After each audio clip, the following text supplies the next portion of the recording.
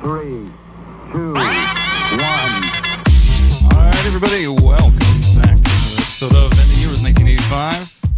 We have got an excellent guest here this evening. We have Mr. Mike Hickey, local of Grand Falls, Windsor, one of the boys, author, camera operator, awesome human being all around. Welcome to the program, my friend. Thanks for having me, guys. This is it's gonna be fun. I'm really looking forward to catching up with you guys. I mean, I was thinking about it. Like, yeah, I think I met both you guys, like Pee Wee hockey, maybe. Oh yeah, probably yeah, like 12ish, like, whatever that is, 10, 12. Yeah, like I think me and you was like Bruce Gill's camp in Botwood, in like yeah, dude, 100%. It's funny because and that was like when I started. That was when I started playing minor hockey. The first time I ever played like or any form of organized minor hockey was at Bruce Gill's first year Pee Wee. Sick. That's wicked, actually. Throwback. I didn't know that was your first year, but I do remember meeting you there. Do you remember the orange sweaters? You get an orange one, a red one, a yellow one, a white one, a black one? Sweater. Because, yeah, it was me and you. I think Greg Hoff was in the room with us for that one, and a couple other fellas that, like, you know, it was a lot of Central Newfoundland guys. So it was a few fellas I already knew, and then it was, yeah, like a few guys from Bishops, a few guys from Botwood and stuff. But, yeah, like those orange Bruce Gill, that was the first jersey I got that wasn't like a jersey I bought. That's mad. That's wicked. That's super funny because I found one of those jerseys in a pile of jerseys that Dad sent me. Of course, Dad, right?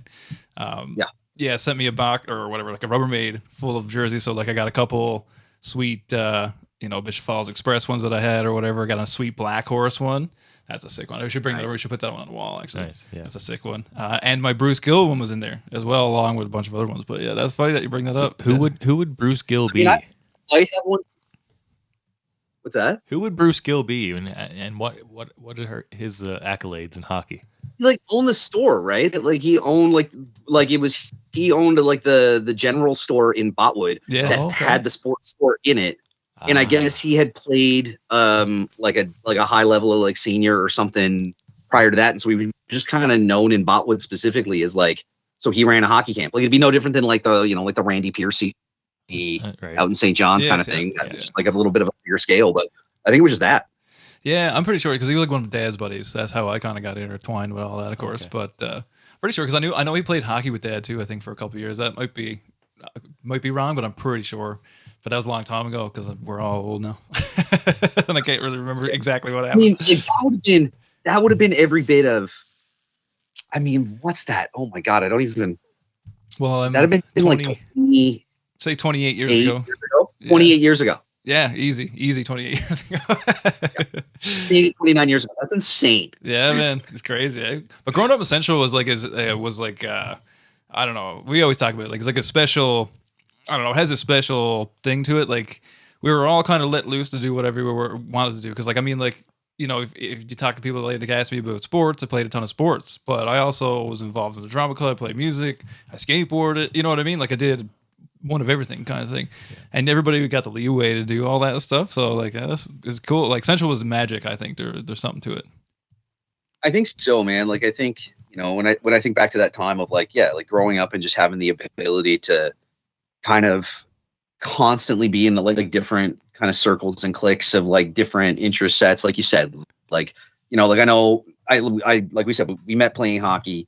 We definitely played like had bands that played a bunch of shows together and stuff, like high school drama festival kind of thing. It's like all that sort of stuff. Like it would be no matter what, you kind of kept crossing paths. And we were technically towns apart, but a town apart.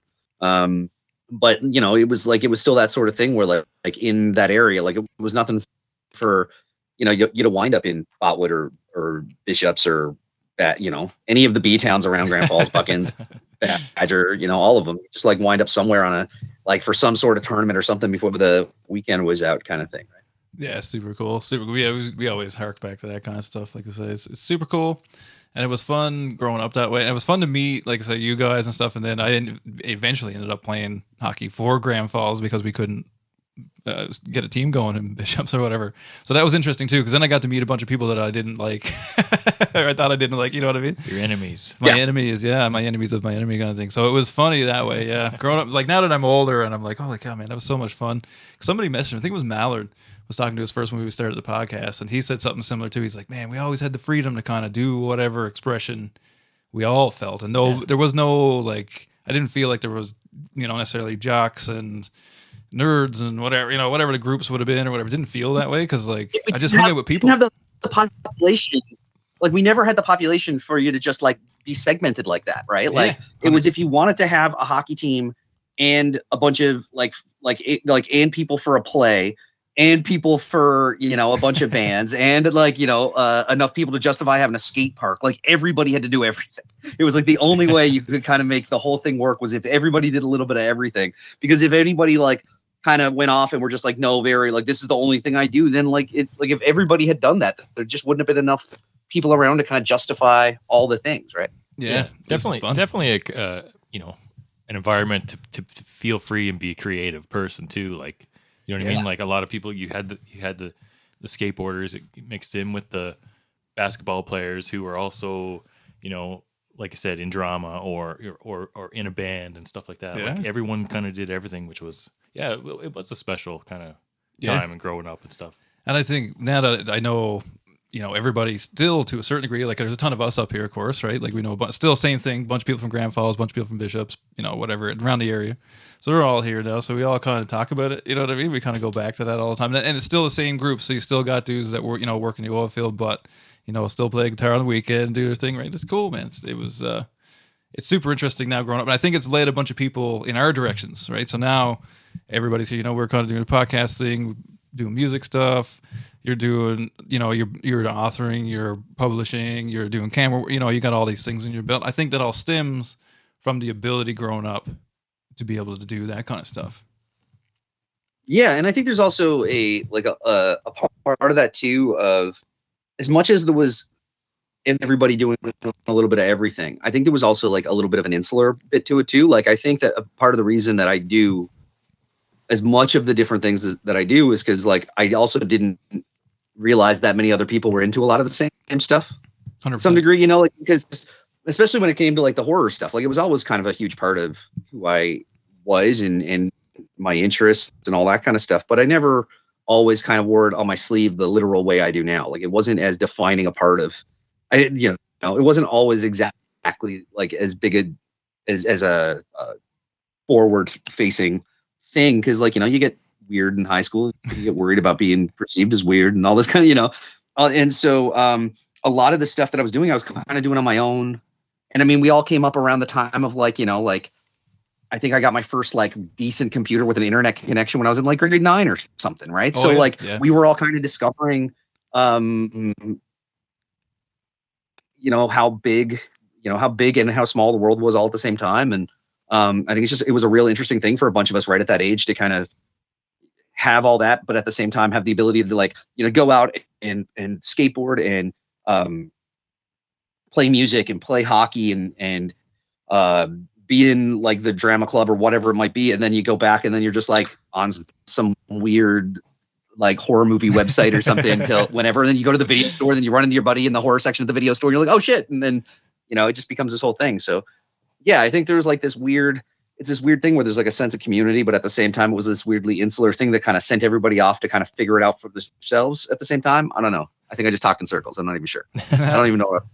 No, I know what you mean. Because I find like similar thing. Like I didn't have any internet or a computer, any of those things until way later compared to other people. I guess or that's how it felt at the time, and maybe it wasn't really. But so I have a similar idea. Like I got my first home computer around 14, and then of course like as soon as I got my computer, Napster dropped, kind of thing. And I think this is another thing we reference all the time. I think Napster was a big kind of eye opener to everybody. Like how much stuff was actually available, and you could get the movies, you could get that music, you could get that stuff that you couldn't find at the 4 stores that sold it between Gander and Grand Falls kind of thing. You know what I mean? Like it was Yeah, it was a very interesting time, and then like we are figuring out the internet while still kind of it's stuck to the wall. So you had to get away from it. You couldn't just sit there. You know what I mean? So I think I think that was a pivotal turning point in a bunch of our psyche. Like we didn't even realize it happened, and it led us to all these places in a weird way, right? Yeah, there's also this weird part with all that too, where there's like I'm at a point now where I'm like, I'm 41, and there are songs that if you played me like the intro to the song, I could sing you every word of that song without missing a beat. Yeah, dude. But I don't know what the song's called because the MP3 I downloaded off Napster in 1999 was mislabeled. Yeah. And now I to this day I don't know what the band is. I don't know like whatever. But I'm like, oh right, I haven't heard this. Like this was on a burnt CD that I got off of Buddy in like grade 9, and I know every word of it. But that's definitely not what it's called. That's definitely not who the band are. But I could sing you every word of it. Like there's a bunch of shit like that from back then. That like there was just there's a thing with like the accessibility of all the information and all the hobby stuff that we all are into now, that like it was such a weird niche thing of like some of the movies you guys have up behind you, like the video stores might have had one copy of those. Yes. Like the idea that like you could go to the video store and it not have the movie you're looking for because somebody else has it, and then you're just not allowed to have it, is insane to people now, right? Oh yeah. You have to settle for something else. Yeah. I would love to have one back if we could. I've never enjoyed a job, even with all the cool shit I get to do now. I've never enjoyed a job as much as working on Allen's in Grand Falls. But hell yeah. Shout out that Alan's idea video, of like, man. I remember driving around, like getting my aunt when I was like 12 or 13 and not old enough to drive, getting her to drive me all over Grand Falls, Windsor, I think maybe even into Bishops, trying to find specific VHS tapes because like they were rented from every store. Yeah, dude. I've done that. And then when I got a little bit older and had money and I had a job and a license, like I wasn't, I was a teenager, but I had some money kind of thing. Like I asked, so Allen's, that's where I used to go to order. So I'd go order a copy of this strange movie that nobody had, and I would get them to order it for me and pay the premium. Like, at the time it'd probably be like a $40 DVD, man. Right? It's craziness. Like, what are we doing? But you know what I mean? Like, I mean, it didn't seem like craziness at all. Like I was a avid movie collector. So like, that's how you got your movie. Like, I don't know, like that's what it was. It was like a comic. It was like anything, you know what I mean? Like we didn't go into the, comic book store. They didn't have it. The dude would find it kind of thing, So the same premise. It's crazy to think about that now. Cause I mean, like I still collect that stuff, but it's not as quite the same degree, at the time, everything seemed rare. Like if you get your hands on it, it seemed like it was yours kind of thing.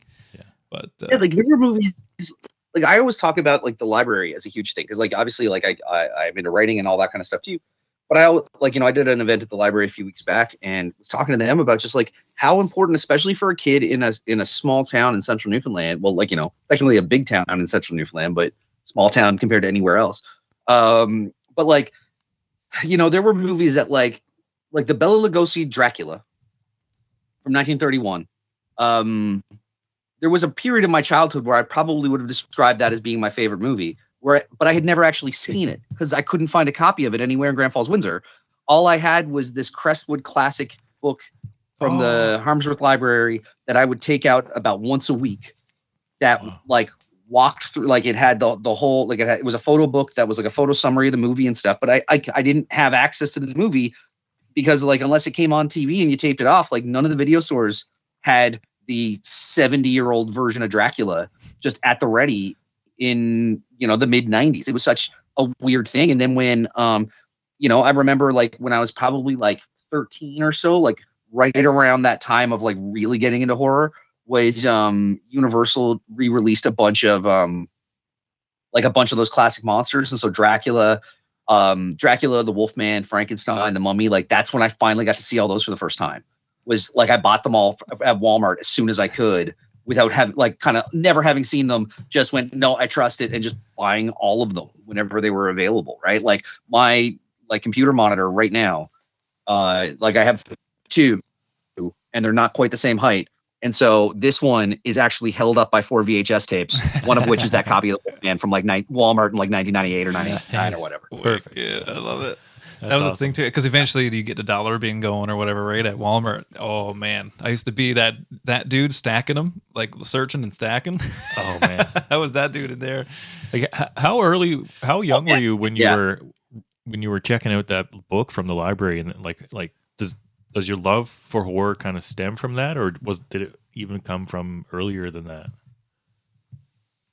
I mean, I think it was earlier than that. I mean, I distinctly remember being a kid and just being really kind of caught up with like the Legend of Sleepy Hollow. Like I remember there was this was it Ryan's Cash and Carry, where like Riverside Conveniences in Grant. Like I don't know the last time you guys were home, but down at the end of High Street, down towards where the cemetery is, it was this convenience store. Now it's called like Riverside Convenience, but back when I was a kid, it was Ryan's Cash and Carry. Yes, I do know what you're talking about. And I remember them and Roy's TV, both had the same kind of bubble pack, Disney, like white bubble pack thing of the Legend of Sleepy Hollow. And it was on with like 2 or 3 other like short like Halloween movies. Like there was Lonesome Ghost, the one where like Donald and Mickey and Goofy are the ghost hunters, and Trick or Treat, where Donald is just being a dick to Huey, Dewey, and Louie, and then the witch shows up and helps them. Like I think it was like the 3 of those on a VHS tape, and I just remember like as a kid, just every Halloween getting that. And then by the time I was like, I remember stuff like there was an old Teen Wolf. There was like the Michael J. Fox Teen Wolf movie, but there was also a Teen Wolf cartoon that used to come on back then too. Yeah. I remember that. I remember. There was just obviously like Scooby-Doo and stuff. So I was just always kind of fascinated with that like spooky, creepy kind of world and just that even more of like that kind of gothic Halloween stuff, more so than even like the kind of slashers that were really prominent back then, but more of that like, to me, it's always been more Halloween than horror kind of specifically, if you're really kind of digging into it. But just going back literally as long as I can remember, it's always been just a huge thing. I remember having a Wolfman figure that I got at, I think Woolworths was the one it was at the time. Oh wow! Before it was Walmart, before it was Woolco, it was Woolworths. Yeah. It was Valley Mall. I remember getting like this Wolfman figure back then, and just kind of always having. It's just this thing that's just this undefined for as long as I can remember, sort of thing. That's awesome. You must have. But yeah, like 5 or 6. As soon as I'm like old enough to start going to the library, like I'm sure I was taking out that Dracula book before I could read that Dracula book. They had Dracula, Wolfman, and King Kong at the Harmsworth, and I never liked King Kong as much, but Dracula and Wolfman I'd get all the time. That's sick. Even just being fascinated by the pictures and stuff, just to do it like over and over. Just flip through the book and then kind of learning it all through all the other things, and like I think I definitely saw like Abbott and Costello Meet Frankenstein. I remember watching that with my pop when I was really young. But that was like before I saw any of the other Universal monster movies. I saw Abbott and Costello Meet Frankenstein with Bela Lugosi and Lon Chaney. That's sick, man. I love those movies too. Like those old ones. I love that. It's because like I can kind of see why you kind of get enthralled with the book too, because it would be those kind of really sharp black and white pictures. I'm assuming, is that what it would have been? Yeah, I mean, can we hang on a second? Let me show you something. We're going digging in the crates now, boys. I love it. I love when people bust something out. This is my favorite thing. I love it. You're not bored from the library a couple of years ago and never brought it back. So this is I don't think it's the exact copy, but it's a copy. This is the exact book. This is the Dracula one. That's sick, man.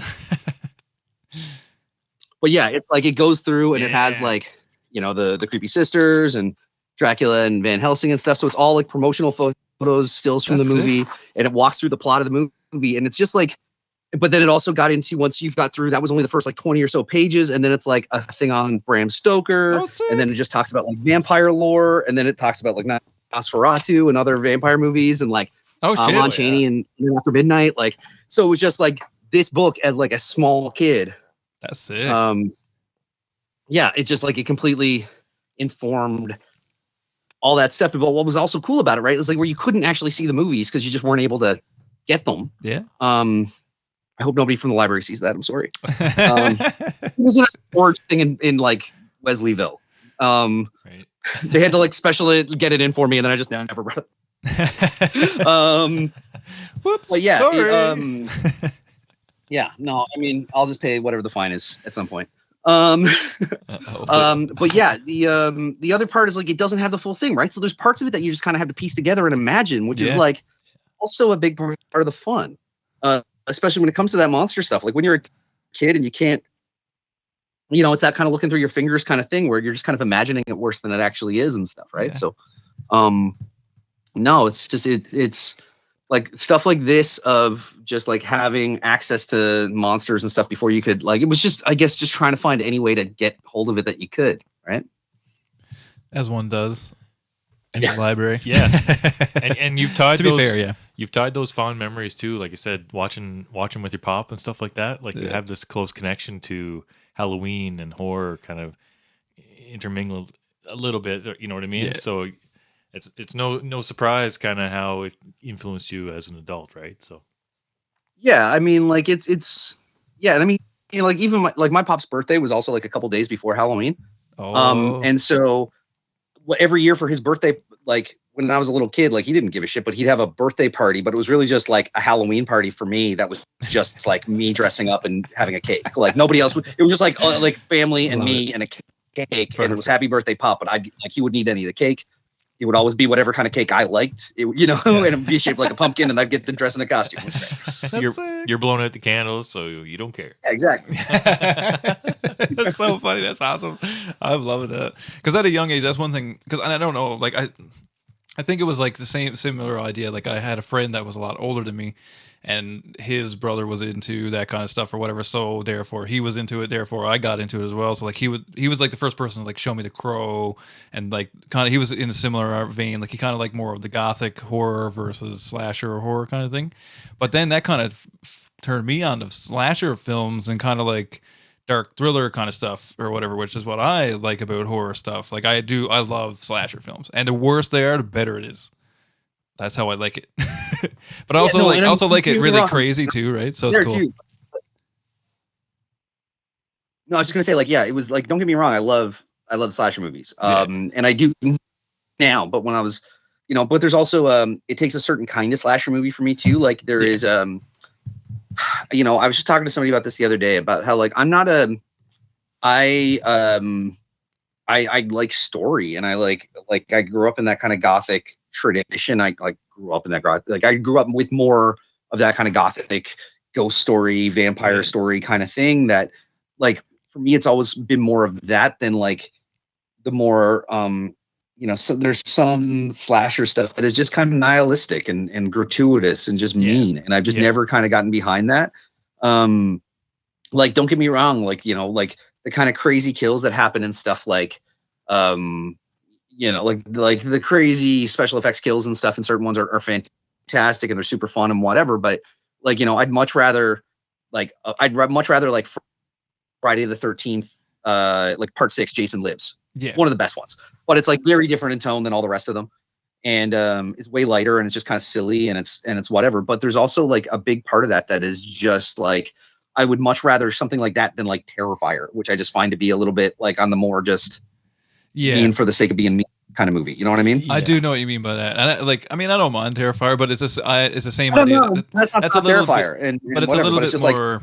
I don't know. I know what you mean. It's a little bit more left than it is right kind of thing. Like there's some things that, because I find that's just creepy for the sake of creepy. Like it's you know what I mean? Like it's just creepy because like I don't know. Like I think it's because I've watched a lot of horror films and various. I'm not as impacted, I don't feel like, as by the gruesomeness. It's more about like, well, how did you end up to the gruesomeness almost, like, and I find terrible. It's almost funny. It's so gratuitous almost, like it's but I mean, like I think like even more so than Terrifier, like because I mean and again, like that's not to whatever about Terrifier. I was actually, Terrifier came into All Hallows Eve 3. My short film was actually, or All Hallows Eve, and my short film was in All Hallows Eve 3. So like I'm not to knock the franchise or whatever. Technically I'm part of it. But my point, like more of like, think about like the Saw movies, right? Like the first 2 Saw movies, as much as they kind of got lumped in that like early 2000s kind of torture porn. Yeah, like Hostel. Like I'm not into like Hostel, for instance, or like The Hills Have Eyes. Like, like I'm not. That's not my thing. But there's that, like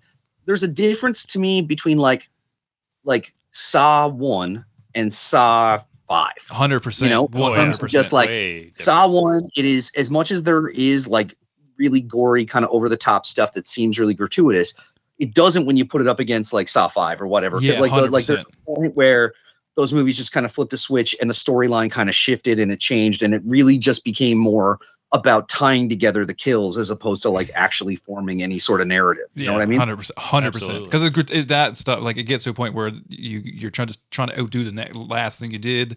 Yeah. And I mean, the first one was done like on zero budget base. You know, is it like a totally different vibe?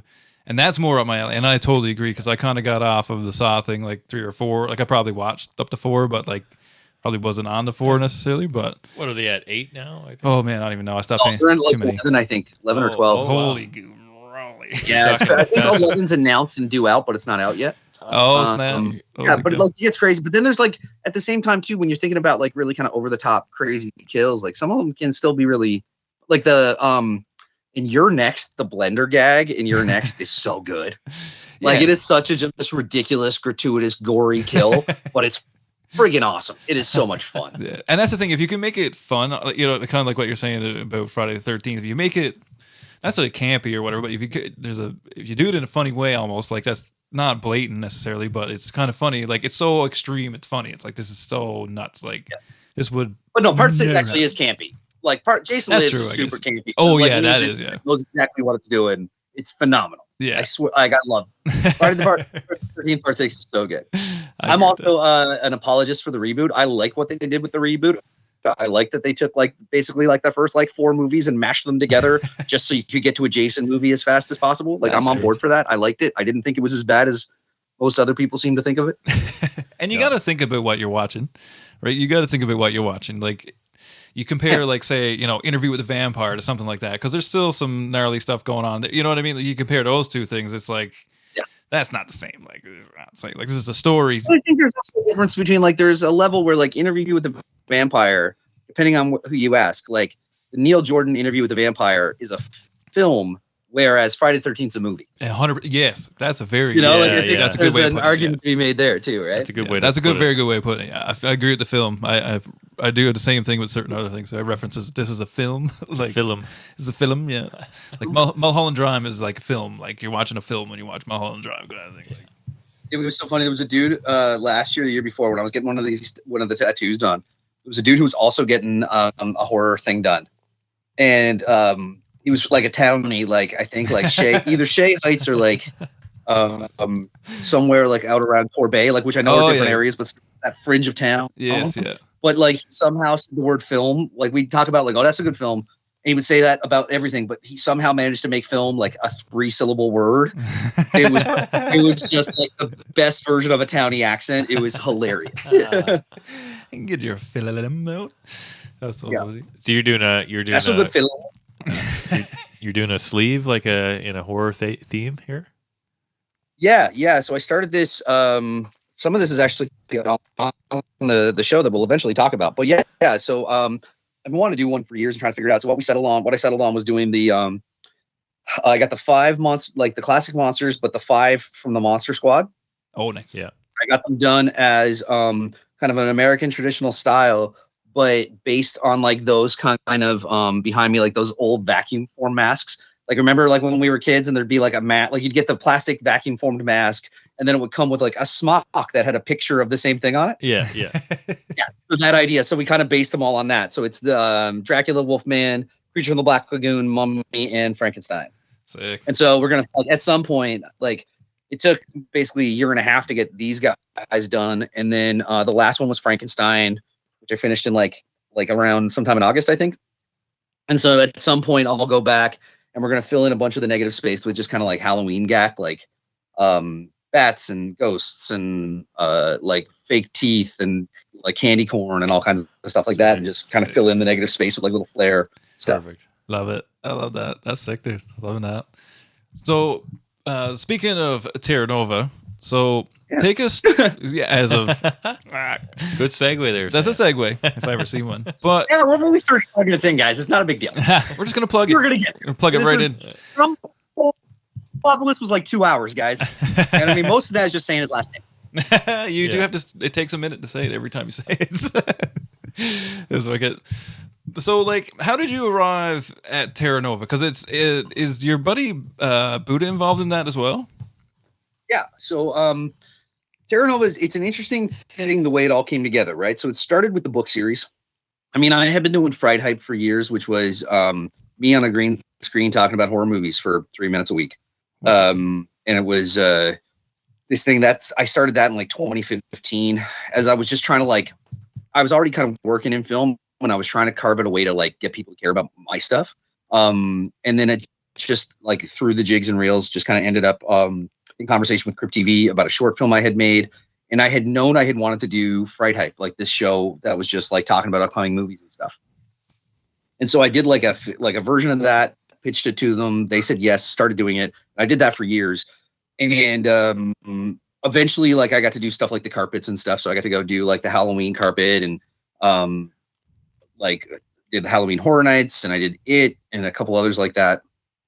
And that finally, after years of doing that, I think the Halloween one, nobody saw that. Like it's hilarious because it's like one of those things where like, you know, it was a live stream where like 400,000 people watch live, and then and nobody really said anything. And then like the week I got home, the CBC asked me to like chat about it, and like CBC Newfoundland did a story, and everyone's like, I saw you on the CBC about the thing. And it's just like so many more people saw this than saw the article.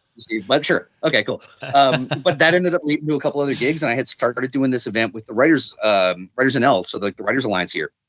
And through them, I ended up kind of getting to know Matt LeDrew, who's with Engine Books. And so Matt and I started we hit it off really well, and we started talking about doing something where I could write. Because he kind of like one of the things that would happen with that event when it first started was like people would vote in person for like it's a flash fiction contest where people write.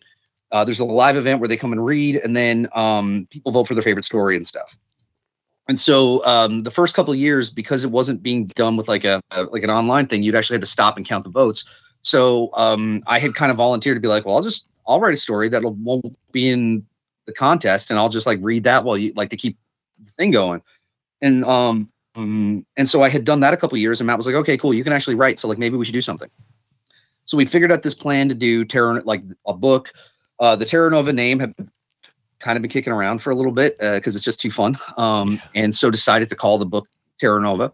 And it kind of that dropped. The first one dropped in 2020, and it just kind of like took off because it was a pandemic thing, and it's one of those pandemic babies that bunch of us put a bunch of work in on, and it really kind of did well. And it was based on a bus tour I actually did in Dublin, which was like a double-decker ghost bus tour that takes you around, and each stop is a story. And so kind of decided to set it up that way. And that series took off as the books. And so, you know, we've done their anthologies. So I kind of write a framing narrative that's essentially like a novella where each chapter sets up another story from a different author. And so the fourth one of those just came out this past week. So like, obviously, you know, they've been doing great. But there was also still just always the TV part that I really kind of wanted to tie in some way, because I was presenting with Fright Hype, and that had kind of petered out. I don't do that nearly as much. Like it was a weekly show, and then it became a more of like a at specific times when it's requested sort of thing. Oh, yeah. Like I did one last year for Quiet Place, I think was the last one I did. And before that was like, you know, another 6 months or so before that.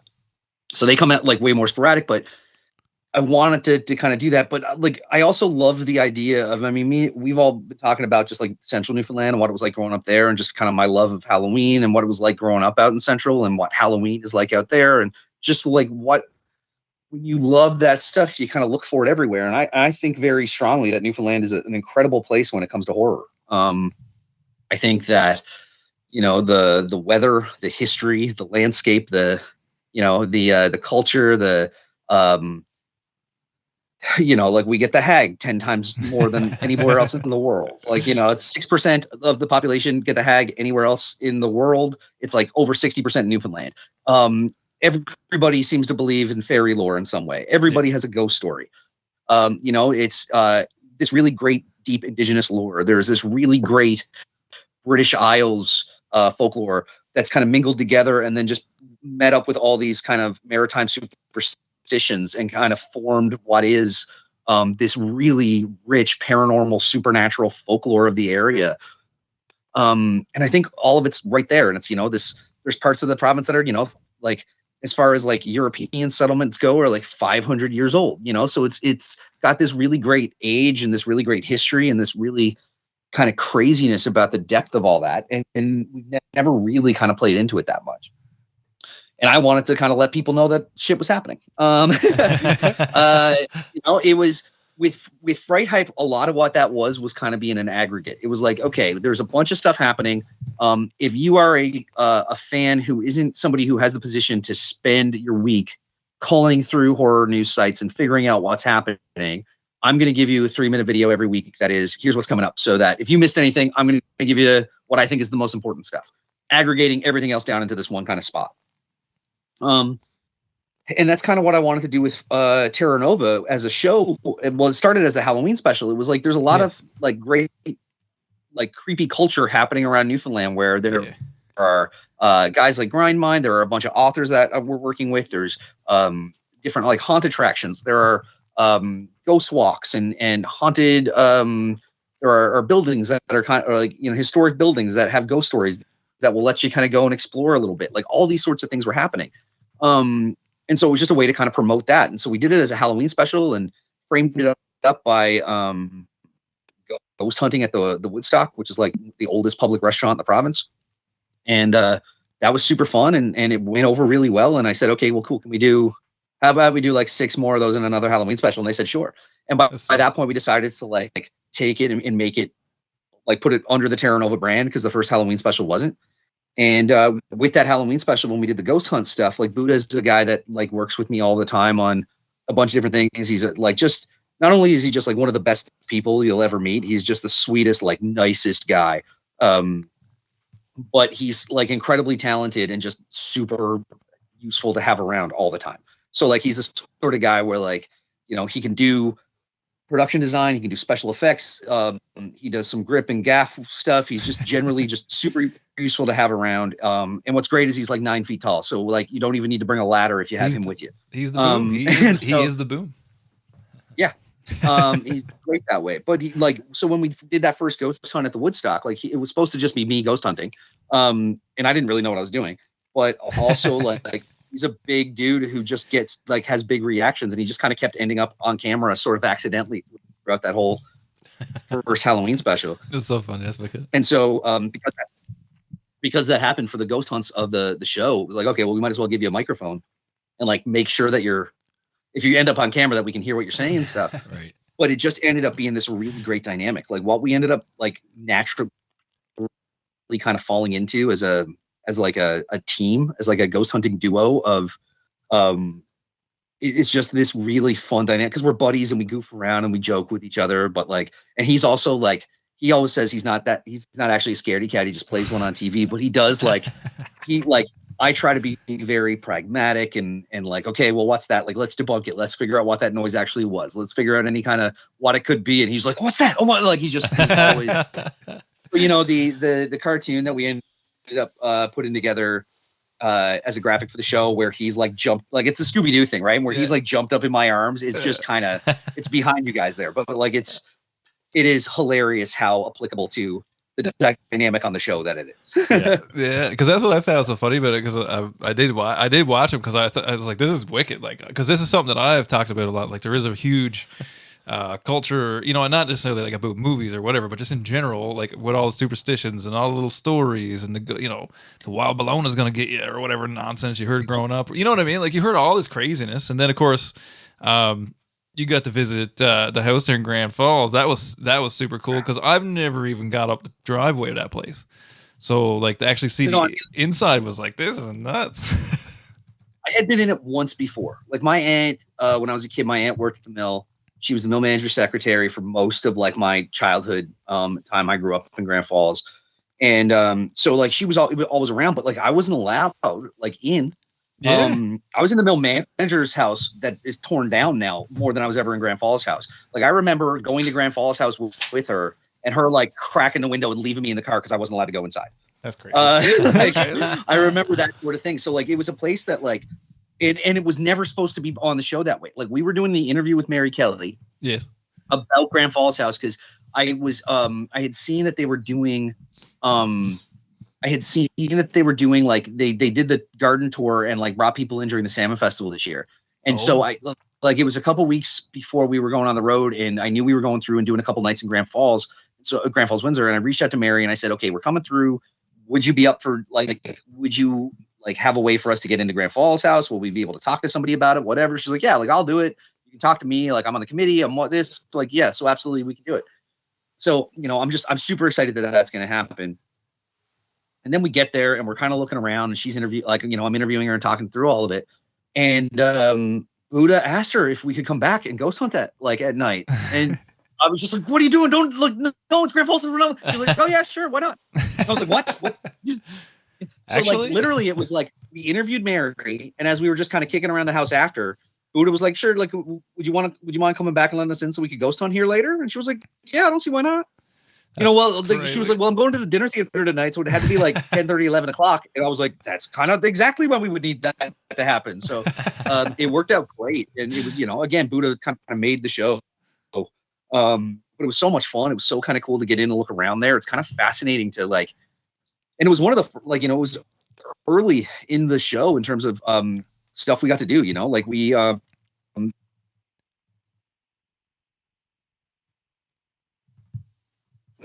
you there? Okay, lost you for a second.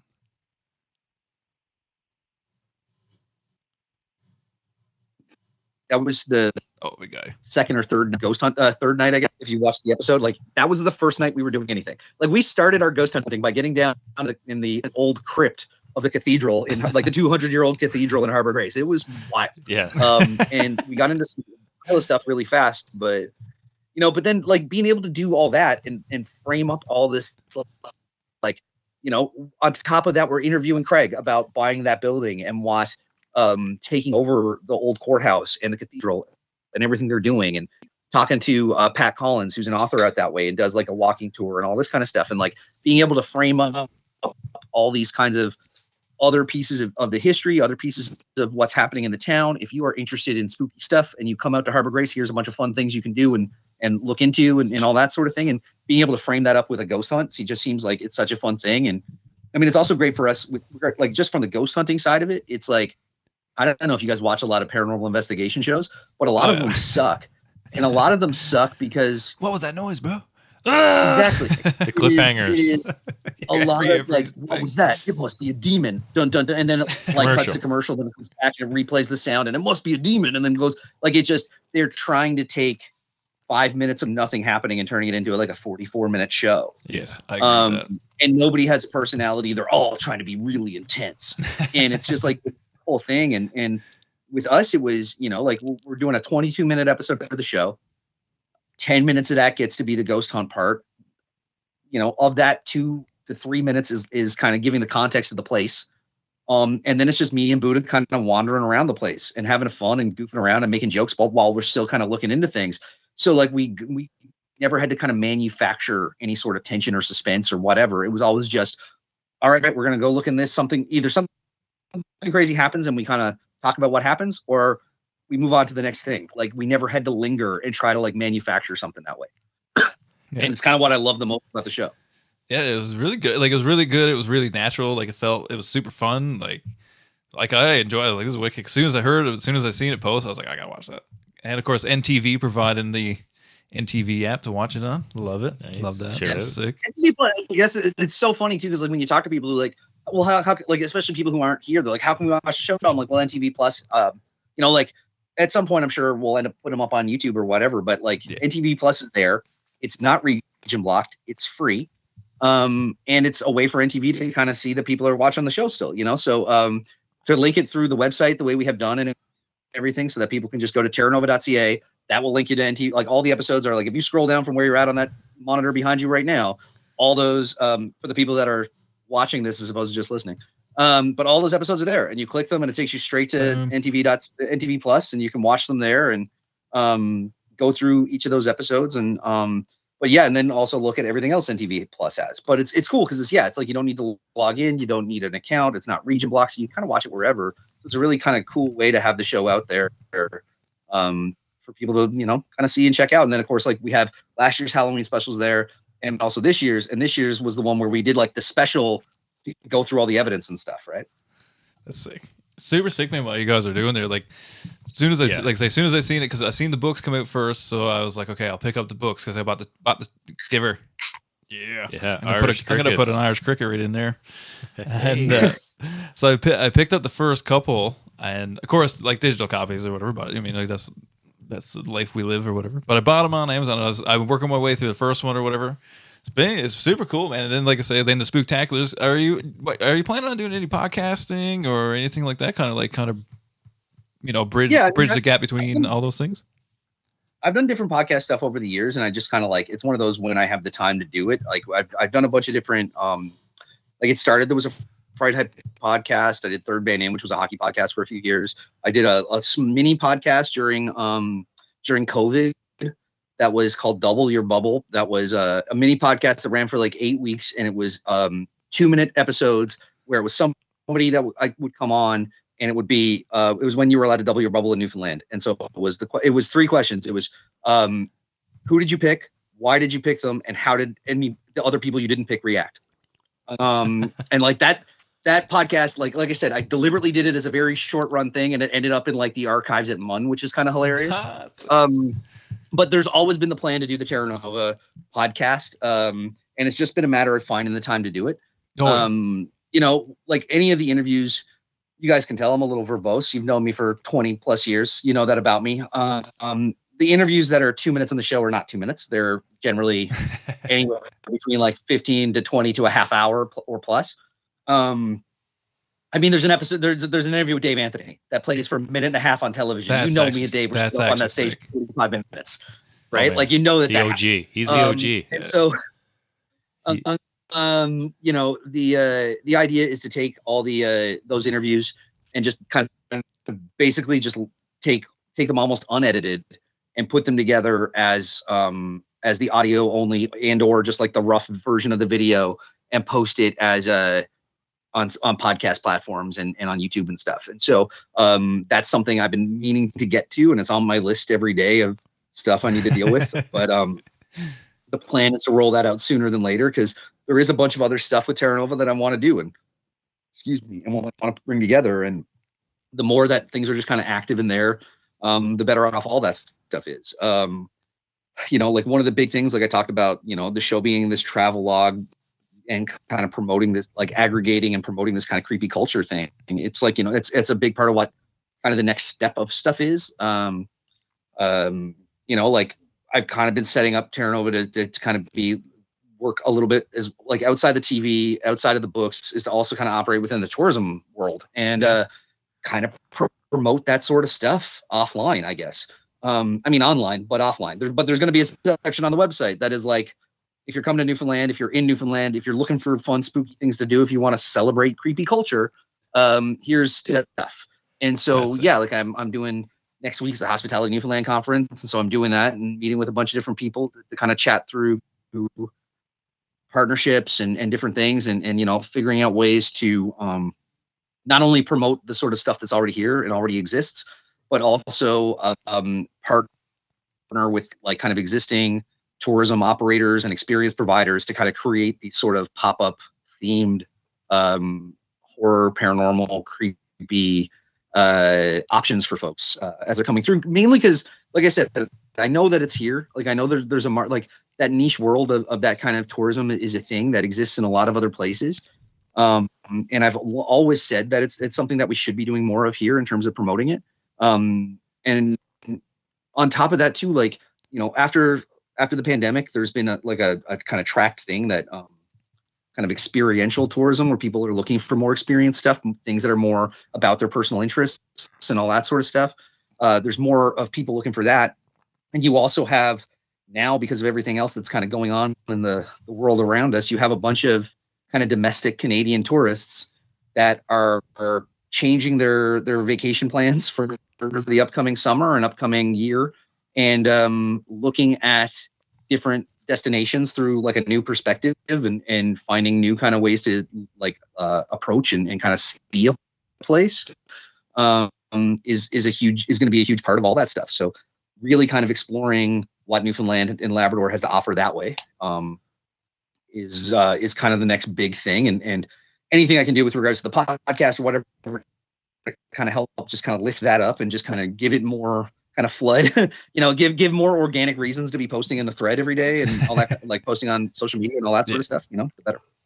I think, the tourism thing I think is huge. I think Newfoundland has a deep, rich history in tourism and all these tours and old Newfoundland and what made us who we are and stuff like that. I think with the popularity of say like the horror kind of genre and the true crime, all that kind of thing, and like that kind of scary, spooky kind of tourism thing would be like fucking amazing. Like, oh, I think so. I think it's something that's missed because when I lived in Halifax, that was something that, because I mean, same but not same kind of thing or whatever, but they used to do like a ton of that stuff when I lived there. I don't know if it still happens necessarily or not, but there was a ton of that. Like, it wasn't just like Halloween ghost walks. Like there was like, businesses set up that you could go on ghost walks, and then they would do like a dinner theater maybe, or, whatever the thing that they had set up was, but it was really cool. And I mean, I'm into it too, which makes difference, but like, it was really cool. And like the stuff that they did, like I think you're fucking right onto something with that, my friend.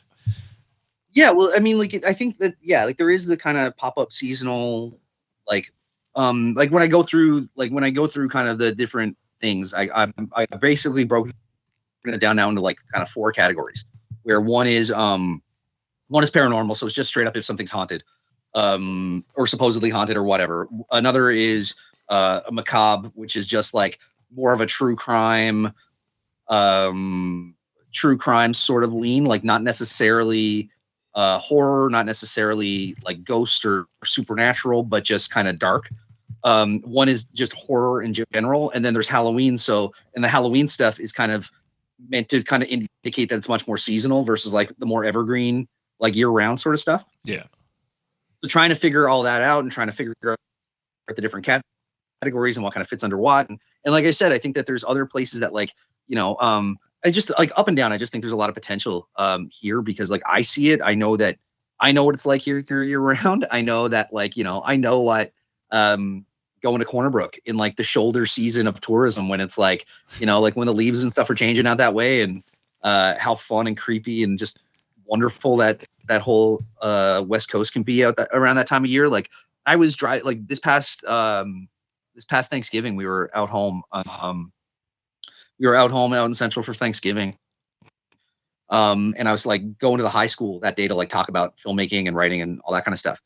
And that morning I'm like driving down Grenfell Heights. The high school is where Bercy was, which is weird to me, but, and it's a beautiful, like sunny morning, but like the trees are just bright electric orange, in a way that they don't turn. Cause in St. John's, that's the biggest thing I hate about living out here is the trees don't really turn. They just like, they're alive, and then they turn orange for like a day, and then they all just like drop to the ground. There's no like prolonged birch trees that are electric orange and with like these skeletal white and black like stalks, trunks coming out of the ground. And of course, like on top of all that, there was like that early morning like fog off the river that was like drifting across the highway and just like kind of painting across the like Grenfell Heights. And it was just like, oh yeah, like I grew up in this, like, no wonder I love Halloween shit, right? Like it's something straight out of Ray Bradbury. It's insane. Yeah, it's true. So yeah, like it's always been there. It's always been something that we just haven't really pursued, I guess is the way to kind of put that. Like we haven't really pursued it as an option. Even like when I was when I was doing the show last year, like reaching out to folks like about, hey, we want to come in and we want to do a ghost hunt at your spot, at your hotel or whatever. Like people were cool with it. Like I was shocked with like, I was fully expecting like, no, we don't want people to think our place is haunted. But like so many people kind of understood that it's like, it's a market that like, if you go, okay, the place might be haunted. We got the team in to do it. It's a fun kind of talking like conversation piece for them. And if you don't believe in that sort of thing, it's like, yeah, we let them do it. Who cares? And it's like, I don't believe in ghosts, so I don't care what happened with it. Like, it's that thing of like, you can either like have fun with it or just ignore it. Like, just 100%. Let, there's no need to like be a dick about it. Yeah. For a business owner, it could go either way, though. If you're trying to produce a incredible business that's definitely not haunted, guys, it's not haunted. Then it would kind of scare a little, probably a few owners. And but that's believers, right? Like if you're willing to be like, well, no, that's gonna freak everybody out. You believe. That's how I feel about that. That's my philosophy. Yeah, I think I'm with you there. Like I think if you believe in it, then you believe in it, and it's fun, and it's a great thing to kind of play up and just have a laugh with, and kind of get into it, and really kind of lean in and enjoy it. And if you don't, And if you don't believe in it, whatever, it's like, okay, well, let those people have their fun. Who cares? Like, what harm's it doing to let let the people that kind of dig it and think it's fun, whatever, like, in worst case, like, everybody likes being scared. Like, even the people that don't like being scared like being scared. Let's be honest. Do you have a particular moment that you can recall that kind of left you like almost in need of a underwear change? I actually tried to get the show sponsored by Man-Made last year. Because we talked about having to change our underwear so much. Oh my God. I'm not gonna not try again to do it this year.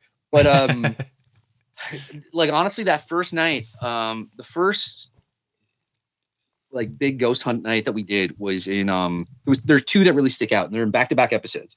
So in episode 4 was the first ghost hunt we did, and that kind of culminates in us in the like courtyard of like the jail yard of the old courthouse. And there's supposedly a unmarked grave of a murderer who was left in the gibbet for months, and his remains were just thrown in an unmarked grave in that jail yard somewhere, and people don't know where it is. They've never like brought in kind of ground penetrating radar or anything. It is, but there's just the story that the body was just dumped there. And so it's our first night doing anything, and we get back there, and it's kind of like the end of our night, and we start doing a sweep with a flashlight, and we have like a spirit box, which is like a little like radio scanner, sort of like an audio Ouija board kind of vibe. And we're just using that thing, and I'm scanning, and we with a flashlight saying like, if we shine the light where you are, let us know. And so we hit this particular spot, and the thing freaks out. So we kind of go, okay, that was interesting. Like, and it's just one of those, like, to some degree we're playing up a little bit for TV because it's literally our first time doing any of this shit. And as I'm walking across to where it is, it's like, okay, cool. Like, we're getting the impression like you're saying here. So we're going to go. And as I'm walking across to where the grave is, as I'm getting closer to like the spot that I have the flashlight pointed at, the thing freaks out again. And this big gust of wind comes up through the jail yard, like comes again. It's like a bricked in like jail yard. This big gust of wind comes up and blows this way. And we have these like little cat balls on the table next to me. And as the wind blows this way, the cat ball rolls in the opposite direction. as the spirit box is saying like, I'm here or something like that. It's like very pointed. It's very insane. That one freaked me out. Like Wes, our cameraman, runs up and like the hairs on my arm are like fully like stood up. Like, I'm like, what the shit is that? It was a very, very kind of intense, weird experience. And then the last night, like, most of our ghost hunts happened over the course of like, most of the season was shot over like a 4-day chunk, where we'd like roll into a town, do all the interviews, ghost hunt at night, get up, go to the next spot, do all the interviews, ghost hunt at night, repeat. And so we finished up in Trinity. And so we're in Goose Cove. And I lived out there in the house that we're hunting in 2006. So when I left home, I moved out to St. John's. I got hired by Rising Tide. I moved out there and spent the summer in this house. And my roommate ended up sick and going home. And so I ended up in this house by myself. And it's my first time away from home. Like, I went to college home. I lived at home while I was in college. I moved out to St. John's, promptly moved out there and get stuck in this house by myself. And it's the only place I've always said, it's the only place I ever truly believed was haunted. Until last summer, I guess. But it was just, I just was never comfortable there. I never felt welcome. There was always that weird, like, heavy sense of something. And whenever I would sleep in the front room of the house, which was my bedroom, I'd like wake up to weird sounds. Like, I'd always hear this weird, like, kind of guttural, metallic screeching kind of sound that would wake me up. And I just so I spent most of the summer crashing on the couch because I just get so freaked out if I ever try to stay in the bedroom and stuff. And so the house was getting ready to get torn down. The guy that owned the property was going to just razz it because nobody's lived in it for years. It was a bunch of mold damage and a bunch of shit. But I found out I got in contact with him, got permission to go in, and he let us go in and do a ghost hunt there. And we're sat down, and again, we got the spirit box thing out, and we're sat down on the smallest stools. They're this big. We look ridiculous on them. And we're sat there doing this doing like a little call and response with the spirit box. And I ask if it remembers me sitting in the room that we were in was the old dining room. There used to be a record player there. I would just sit there and listen to records. And I asked that, do you remember this?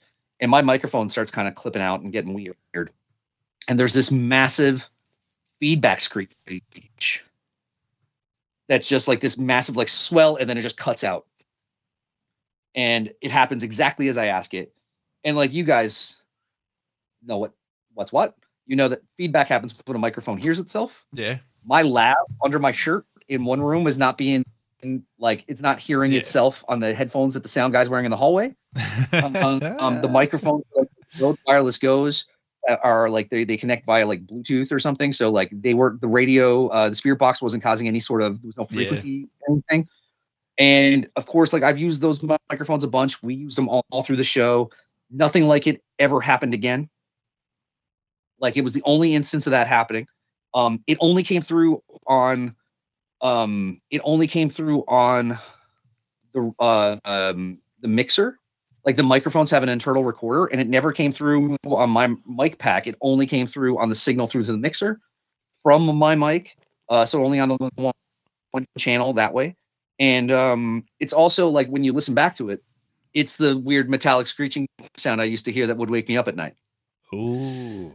Well, that's super. Yeah.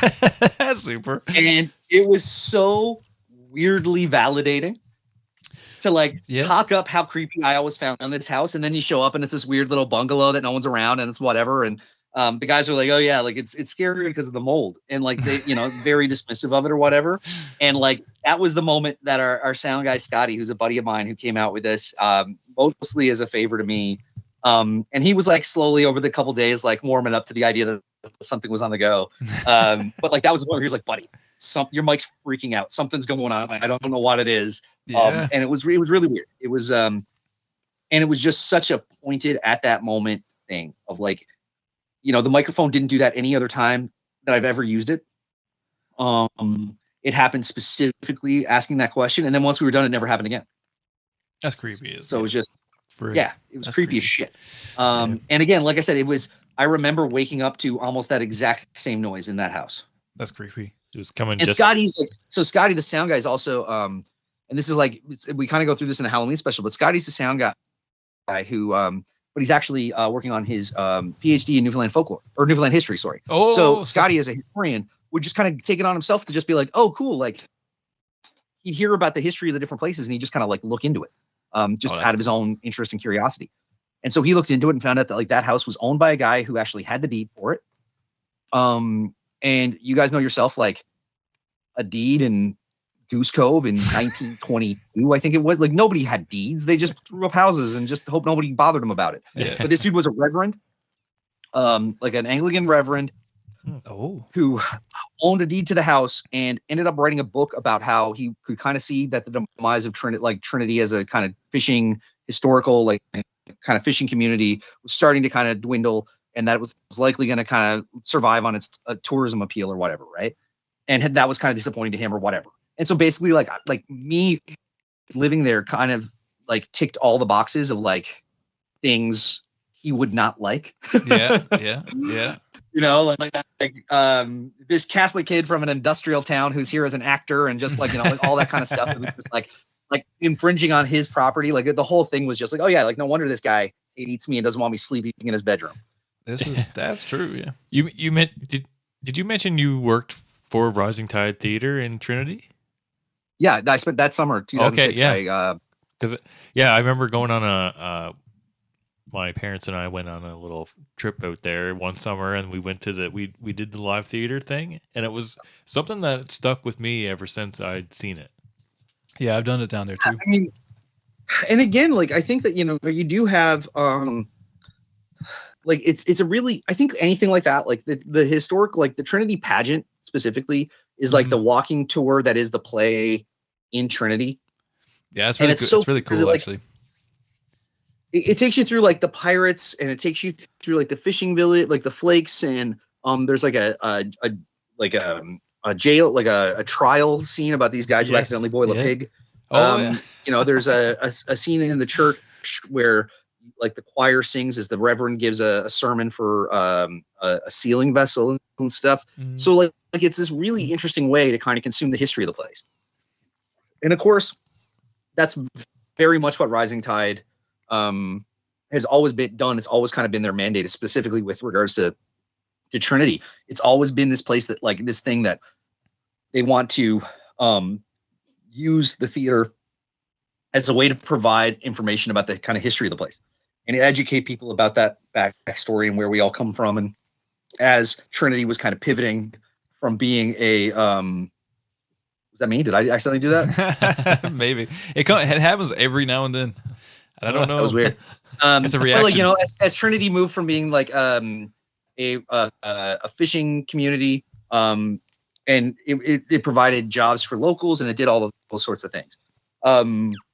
And it provided that like education about the kind of history of the place in this very kind of entertaining and consumable way. And that's very much how I feel about like the horror stuff, right?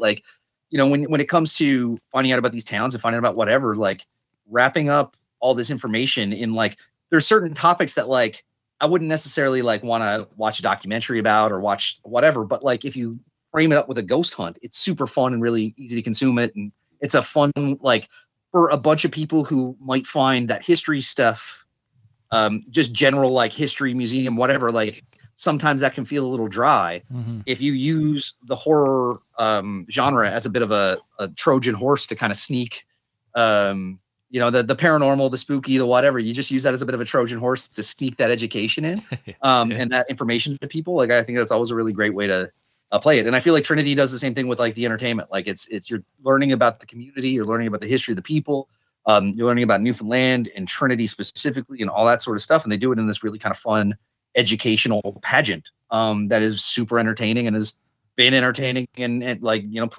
pleasing audiences for like 30 summers or something now, right? And then they do, you know, they have like Saltwater Moon and all this other stuff and give these great opportunities for emerging actors in Newfoundland to work and all this kind of stuff. So it's a phenomenal, that and all the other summer stock that kind of popped up around the same time. It's so great to see all that as a an extension of what Newfoundland culture can be.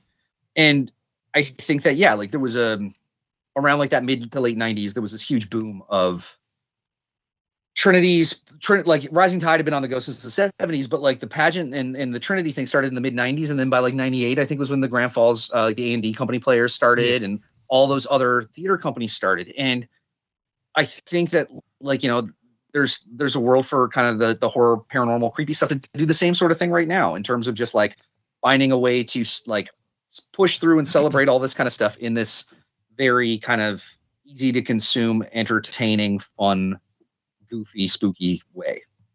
Yeah. Oh, yeah, I agree with that. And I mean, to be fair, like I think, because I can't remember which one was which first or whatever, but because I did the Bonavista thing and then the Trinity thing, or the Trinity thing and the Bonavista thing. I don't know which one went first or whatever, but that was one of the first things that got me really interested in, because as a child, I mean, you're not really interested in where you're from or whatever, you know what I mean? That kind of stuff. But going to Trinity and seeing the pageant, and, you know, walking through the town and seeing everything happen, and like it was super good. That was one of the first things that got me really kind of interested in Newfoundland history and culture at a younger age. I mean, I wasn't getting deep, obviously, but, you know, it was one of the first things like, oh, there is more to this than, you know, Bishop Falls or whatever. You know what I mean? Like, it was really cool. Like, that's one thing I will say. And then seeing the Bonavista stuff, that was really cool too. Like, kind of same idea, like open my eyes a little bit more. It's like, man, this is like, stuff goes back for hundreds of years. This is really cool. And not only that, the actors and obviously whoever's writing all the dialogue, you know, all this stuff, because it's heavy dialogue. Like it's all dialogue kind of thing. Like, it's not like a movie where you can kind of narrate. It's really well done. Super, super, super well done. Like, awesome work. It's cool that you got to partake in some of that stuff too, because it kind of, and the same idea, like it kind of Trojan horses it into you. You kind of think like you don't realize you're learning, but you're learning, and it's stuff you wouldn't. And it's stuff like growing up. Like, I mean, I don't feel like we got a full education on Newfoundland. Like, you know, what really went on, kind of thing. Like, I mean, I read. I think there's also, like, for us growing up in Central, like, you know, we grew up in Grand Falls, Windsor, and Bishop Falls. Like, those are two industrial towns in Central Newfoundland, yeah, that are much newer towns that are a bunch of other places. Like, they're both under, like, they're both around 100 years old and stuff. Like, they have a very short history, and all the people around kind of have their own individual histories. Yes, 100%. And so there's like, you know, it's not growing up in Trinity or Bonavista that the town itself is hundreds of years old and has these great old buildings and this history and this whatever. Like, most of the history of Central Newfoundland, of Grand Falls, Windsor, and Bishop Falls, and those places all comes from, like, you know, 4 or 5, I think, is Yeah. when Grand Falls as the mill and stuff was settled. So like, yeah, like we didn't grow up with that kind of hardy Newfoundland history. No. Growing up in Central, and like, I mean, I don't know how you guys like find it in Alberta, like, but I mean, I still deal with all the time. Like, people are so mad that I don't have more of an accent. Oh, if a Newfoundlander finds, because like, I mean, I can turn it. I mean, I kind of turn it off and on, kind of to a certain degree, because like, I don't want to hear "what" a lot, is mostly, but you know what I mean. Like, I still do get it. Like, you know, how come you don't have such a thick accent? I was like, man, I'm from Central. Like, I mean, the ocean is there, but I mean, it's Botwood. Like, it's not the ocean. Like, it's not the ocean kind of thing. Like, there's nobody. I don't know many fishermen. I'll put it that. That's how I kind of say it to people up here. It's like, I don't know many fishermen. No, like that's just not how it was. No, it's an industrial town that everybody kind of moved into. Yeah, and everybody's like kind of regional dialects neutralized. Yeah, 100%. And then you like growing up in the 80s and 90s watching a shit ton of American television, you're just gonna wipe out any hint of an accent you've got. That's what I was. And I'm the same way. Like, give me 6 beers in a shed. Oh my god. Oh yeah. Like, you know, it just becomes mimicry, and it just becomes like getting into it with the buys. But like, even now when I say it like that, it sounds really forced and silly. But that's it. Like, you know, my wife's from Buckins, and even like, it's weird because like Buckins is the same sort of thing. It's a newer industrialish town, and but you know, like the buys in Buckins have thicker accents than they do. I do. Oh, 100%. And, when I hang out in a like, you know, when we go out there around, like, you know, in the summer or out around Christmas or the holiday, you know, whatever, and we end up in a shed somewhere with a bunch of people, like, my accent will get a little bit thicker. Oh yeah. But like, still like, it's still not the same, but you know, like it still will come out a little bit more, and it just becomes that like very light mimicry to kind of like fit in, I guess. It becomes more like code switching. It is 100%. That's a good, very good, valid point. Actually, that's the term. That's a new term for that. Yes, that's a good. But I've said it to many people too on the podcast, and people we grew up watching much music, right? So like everything from Toronto and everything, like we were like, hey, this is how the outside world. This is how they talk, right? Yeah. Like I never necessarily had that. People are always kind of surprised to learn that I'm from Newfoundland and stuff like that. Yeah. So. I remember now a lot more trigger things as a kid to like. I remember my mom being so adamant about like in hindsight, the Cosby Show isn't always the best point of reference for things. At the time, it was Theo Huxtable. Yeah. Theo Huxtable as a name to say, not Theo Huxtable. Yeah. Theo Huxtable was like a thing that I distinctly remember. Like if I didn't say both those H's, yes, like it was like, no, that's not right. Like, and it was just this thing to make sure that was like the sort of like when you hear actors talk about if they're doing like accent work or whatever, and they have like trigger words that like put them back into it, where they're like, oh, I lost it. Wait, I just need to say like, I'm doing like a Michael Caine impression. Like I need to just say this particular phrase to kind of get me back into it. Yeah. Theo Huxtable as a kid, like that was a thing that like taught me how to not drop my H's. Theo Huxtable was your speech therapist. Yeah, like it was like that sort of phrase that just like made it was a bit of a tongue twist. It was a bit of a hard thing for a kid to say, but particularly a kid where everybody around me was saying Theo Huxtable. Yes, you know, so good. I remember that being so true. A thing that my mom like kind of was always sort of adamant about, that I didn't that I said that like correctly, I guess. It's funny. And up here, like what I reference is like, I don't necessarily have a thick accent, but I use the words, because I still use the words. Like I can't get around that. Like I can pull it back a little bit, but there's still like 5 or 6 things that just kind of fall in. Like I can't help. Like I'll be in managers meetings and like talking, and I'll just throw something. I'm like, oh wait a minute, that's not what I was supposed to say. And I'll roll it back. Yeah, like phrases and like dialect stuff. Yeah, absolutely. Yeah, something you sneak through all the time. Like, you know, I'll always refer like, you know, I'll always refer to like something as like the buys. Yeah, or something being best kind, or you know, like those very kind of Newfoundland phrases or terms or whatever you want to say for it. But like, yeah, like I'll definitely slip into those, but it gets even more off-putting though when like you don't have the accent and it's people who aren't familiar with it. Like when I was doing the Fright Hype stuff, I'd end up in like LA a lot. Oh yeah. And again, like, they were always so like, but why don't you sound why don't you sound like you're from Canada? And like not even Newfoundland, but Canada. Yeah, They'd always Canada get mad gets that like I didn't have more of even a Canadian accent. I have such a kind of neutral, boot. I think anyway. Yeah, like I don't say I'm not even sure which is the right way to say sorry or sorry or whatever, but like I don't do it right, no matter who I'm talking to.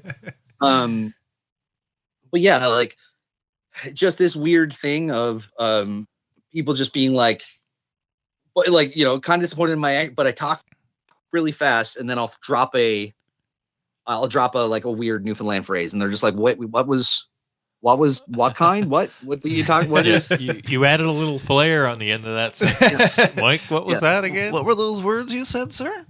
Yeah, and that's how I find it. Like, I don't get caught up in so much accent stuff. Like, I say wicked flat out. You say best kind and I say best kind a lot. Yeah. Because it's like, I don't know, it's just part of my lingo. And I've been saying it forever. Like, I know I have. Like, I can't erase it from my reaction. Because that's more what it is. Like, I'm reacting to what you're saying. I guess technically I'm not just saying it kind of thing. But it's, I don't know. Like, I can't drop the words. I can't drop this phrase kind of thing. Like, when it fits, and that's too bad. Like, and to a certain degree, I'm kind of like, I'm okay with it. Like, I kind of like when someone's like, what would you say? Yeah. And then I got to explain it to him because then it gets a bit of Newfie history going, right? Like, I like a bit of that. Yeah, because that's the other thing too is like, there's nothing worse than when somebody tells you don't have a Newfoundland accent and they say it like you're supposed to think it's a compliment. Yeah, I don't like that. Yeah. Hate it. I'm just like, that's not, because first off, like it makes me feel shitty, and then on top of that too, like it makes me think your intentions and opinions about Newfoundland are shitty. Yes. Yeah. So I mean, 100%. That's clear. Think about it off right off. Like yeah, and that's kind of the thing. And I mean, it's not that I wouldn't say all Albertans are ignorant because that's not the point. But that's the one thing I noticed when I first got here, she was thick because I lived in St. John's. I hung out way more downtown than anywhere else. You know what I mean? Like I had that kind of piratey thing going on. But it was funny when I first moved here. It was really thick. Or everybody would be like, "You're from Newfoundland." Like they would just like ding. And then over time, of course, like over a couple of years, and it was mostly like I say about the what. What do you say? What does that mean? What are you saying? Like that kind of stuff. So I just kind of started shuffling it way more aside, but I still throw it to phrase. I love the phrases. I got to throw in a phrase. Got to say wicked. Got to say best kind. Use this opportunity to tell my favorite like dumb Newfoundlander joke. Like I'll say dumb Newfie because that's what is a dumb Newfie joke. But my favorite, like the only one I actually really like, is this dude moves up to Ontario from Newfoundland. And whenever he goes into the store or somebody asks him, as soon as he says anything, it's like, oh, what part of Newfoundland are you from? Like, oh, where in Newfoundland are you from? Oh, I can tell you're from Newfoundland. Where are you from in Newfoundland? That sort of thing. And he gets really upset with it. He's really fed up. He can't take it anymore. He's like, no, I can't handle this no more. I can't deal with it at all. I gotta deal with this in some way. So he packs off and he goes and he finds a language, like an English class, and studies and learns the languages as best he can to drop his accent completely. And he does this. He spends weeks and months at it. And finally, when he thinks he's mastered, he's got his passing grade, he's ready to go on. And he walks into a store and he goes up to the counter and says, I would like a dozen eggs in perfect English. I would like a dozen eggs, a 2-liter carton of milk, and a loaf of bread. And the person behind the counter says, oh, what part of Newfoundland are you from? And he said, Jesus Christ, how the freak did you know I was from Newfoundland? They're like, sir, this is a Canadian Tire. And it's like it's the worst, it's the dumbest. I hate it, but it's at the same time I love it. It's just you gotta take a licking every now and then, right? It's one of those jokes I've been hearing since I was a kid, and I was just like, I always just like it's the one that I like that stands out, and it's always, as somebody who's always picked on for my lack of accent, it's always one that makes me kind of jump. I apologize to anybody listening to that for terrible thing. I find the Newfies will always pick you out too. Oh like, 100%. Where you from? Like it'd be like, oh, you don't have like people from Alberta like don't really know I'm from Newfoundland until it comes up in conversation. But then of course, if I'm talking to another person from Newfoundland, they'll kind of almost know. You'll say something or whatever it is, right? Like there's always something. You say a word a certain way, even like if you say wash your hands. You're from Newfoundland. Do you say wash? I don't, but like I know people who do. But if you put an Irish in the wash, you just get like someone like staring you up and down for a second. And just wash your arse. Yeah, pretty much. If you say stuff like that, like that's what I pick up on. Like when I do that, are you from Newfoundland, or where are you from, buddy? When I do that, that's what Who gets owns me. you now? Yeah, exactly. I don't want to get too crazy because it might be a Cape Brettoner. Right? You run into them too. They're pretty close sometimes. But they'll say work. Like there was a guy the other day at work. He came in. He was doing some work, and we were talking away, and by and by, he said something, and I was like, "Did I hear? What did I hear?" And then he kept talking for another minute. And he said the same word again, and I was like, "I know you're from Newfoundland. I got you." Bye to Jesus. I was like, Who's your father? and I literally said, "Who knit you? you?" I literally said it right to him. "Who knit you?" And he just stopped. He didn't know what to think about it for a second, and because he's been here for a really long time, and he was like, "Are you from Newfoundland?" I was like, "Yes, man. I'm from Bishop Falls." He's like, "Oh, I'm from Springdale," and of course now we're best friends. So yeah, it's funny. Of course, that's the other thing too. What do you I have to remember. I mean, the Briar's happening right now. I remember years ago. I was the first year Guzhu won the Briar. After all those years of not winning the Briar, that first year he finally won the Briar. I was on my way back. I was working in Trinidad for a couple weeks on a project, and I was stopped in Toronto overnight, and ended up like at this like little pub around the corner from like my Airbnb or whatever. And it was just like this kind of Irishy classic pub. There's nobody around, but they got the TV on with the Briar game on, so I'm sat there watching it. And yeah, it's like, you know, after all this time, Guzhu finally wins the Briar, and he does it in St. John's, and it's this huge fucking thing. And there's a dude sat at the end of the bar, and only other guy I think in the place, right? And he's got like a suit jacket on with like this really crazy tie, and he's clearly just off work. And get to talking to him. Turns out like he works for like Maple Leaf Sports Entertainment. Like he works at like the Scotiabank as like a security guy or something that. Yeah. Like sick. He's high in security or something there. And we get we're watching it, and we end up kind of watching it together. And he says something about just like, you know, I know George Street's not going to be on the go tonight. And I was just like, oh yeah, I got some buddies who are there. Like they're telling me about it. He's like, oh, are you from Newfoundland? And we get talking, and like, dude is not only from Newfoundland, but he's from Windsor. He grew up like on the same street my grandparents grew up on the same street as my grandparents in Windsor and knew him. And it was just like one of those like, come on, guys. Like, I'm on my way back to the Caribbean. I stop in one bar, and buddy grew up down the road. Like, this is how we get this is why we have the stereotype about how we like fucking smell each other. Man, don't even be talking about that, man. That happens all the time. Energy. The natural There's something about that, man. I'll tell you now. So like at my last job, I had like, you know, there was a service counter. So I worked at the service counter, and you know, there's a bunch of people in the room, and I kind of like, you know, who's next, whatever. Someone that comes up, I served a guy, and then like, hey, who's next, whatever. And this guy comes up, and he like walks right up to me, kind of thing, like, you know, as if he knows me, and I don't recognize this guy at all, like at all. And he just stares at me for a second.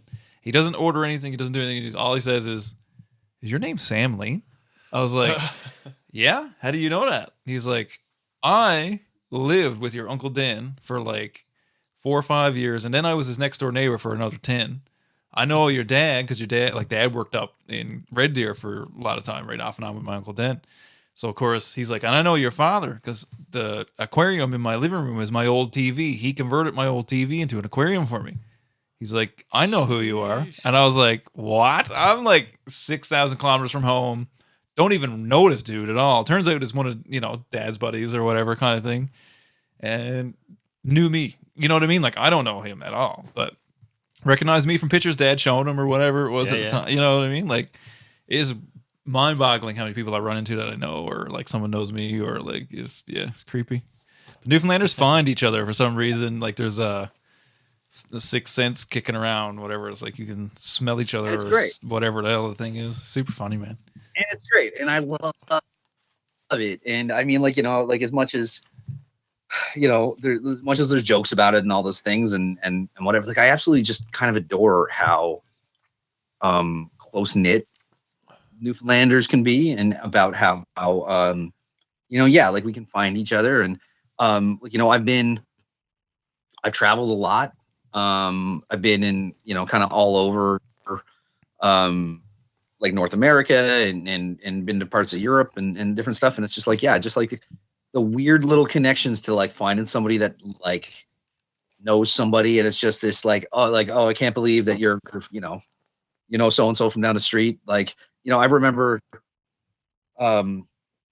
stopping in on, like me and Maria went to Dublin, went to Ireland years ago, and on the way back through, they were like basically like the Irish border guard was just like making fun of my name because they're like, oh, Michael James Hickey, yeah, sure, like you're just coming home, are you? Like, well, how'd you get a Canadian passport? What's going on?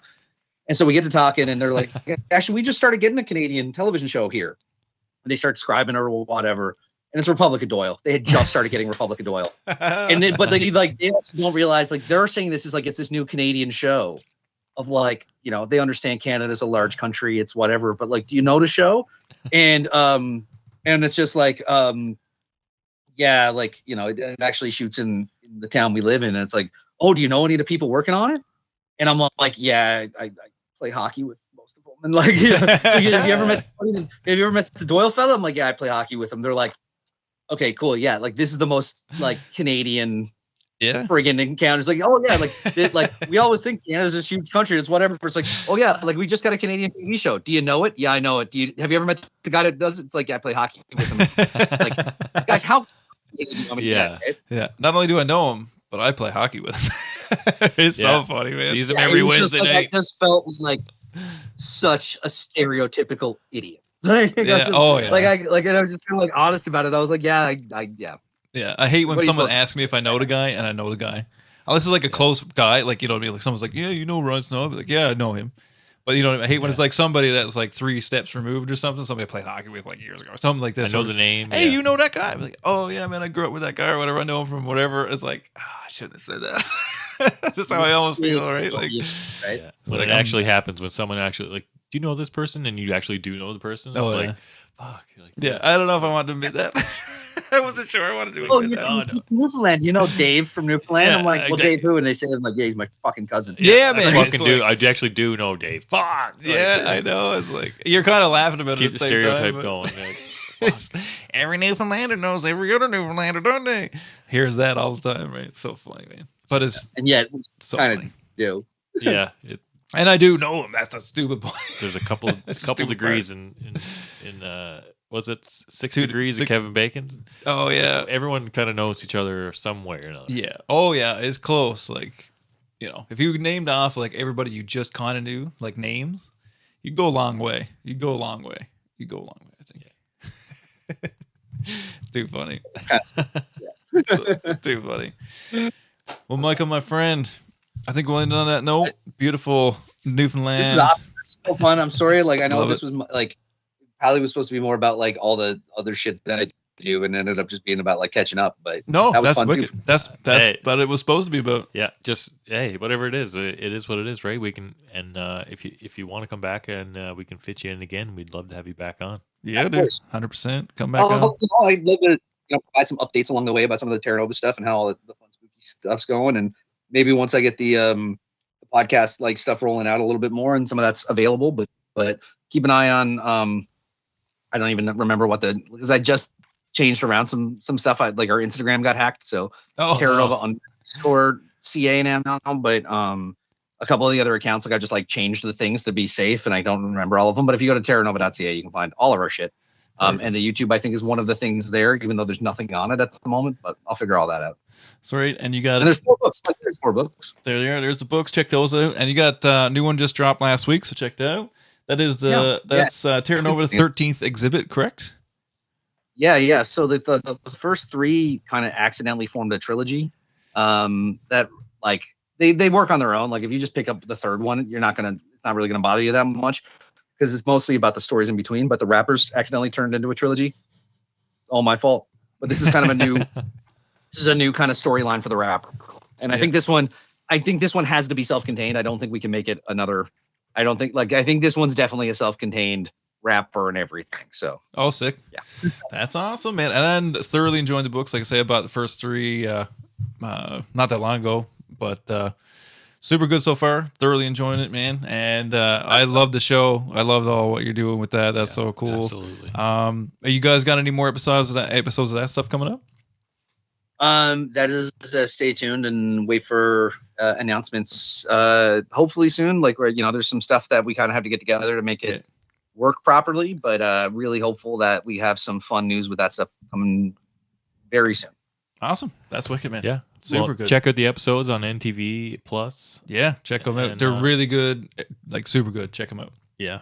Yeah, like like I said, like ntvplus.ca, I think is the website or whatever. But you can find them all through terranova.ca. But yeah, like there's no paywall, there's no subscription, there's no login, there's no sign up, there's no nothing. You can just log in, like you just like click on the link, watch the show, no matter where you are. It's kind of great that way. Yeah, super cool. And shout out to those guys for all the support on that too.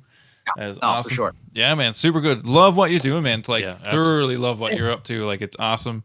As a horror kind of fan or whatever you want to say, I like it, and I like the fact it includes Newfoundland in all facets, kind of thing. I love that because it deserves its flowers for sure. I love it. So I know, and like it's one of those, like I'm sure you guys get homesick for it and stuff, and so like yes, the idea of being able to kind of like tune in and check it out that way. Is this live? Are there like people watching this somewhere? Like no, it's I think so. One of us has our reactions on. I think it's you. Okay. That's okay though. No big deal. All right. Rick Campanelli got a couple thumbs up too. My hat, I think it gave the thumbs down. Yeah, you might. I was like adjusting my hat earlier. I think. I didn't pick that one up. That's all good. Who cares? Whatever. It's all good. That's all part of the magic. That's all part of the magic. It was so good to see you guys chat. This was a lot of fun. Yeah, and I'd love to come back another time. This is wicked. Yeah, man, 100%. We'll have you back and we'll chat whatever we get into, like normal. But we love it, man. Again, great chat. Check it all out. Terranova.ca. Right here. Check it out. If you're local, check it out because I'm assuming you guys got some up your sleeves for Halloween. Keep your eyes to that. Keep your eyes on everything. Fun stuff. Yeah. Yeah, I love it, man. It's super, super cool. So check it out. Thank you, Mike, for coming on, man. It has been our pleasure for sure. And we'll have you on again, I'm sure. But until next time, it's been another episode of And the Year Was 1985.